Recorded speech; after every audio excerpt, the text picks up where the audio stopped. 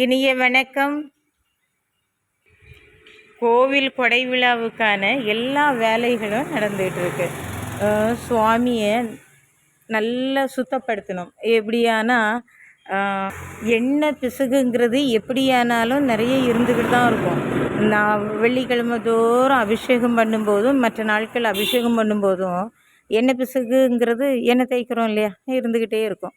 அப்போது நாளை கழித்து நல்ல விசேஷங்கள் வர இருக்கிறதுனால நல்ல அழகு மாதிரி சுவாமிக்கு அபிஷேகம் பண்ணிட்டோம். அந்த எண்ணெயெல்லாம் பிசுகெல்லாம் எடுத்து சுத்தப்படுத்தியாச்சு.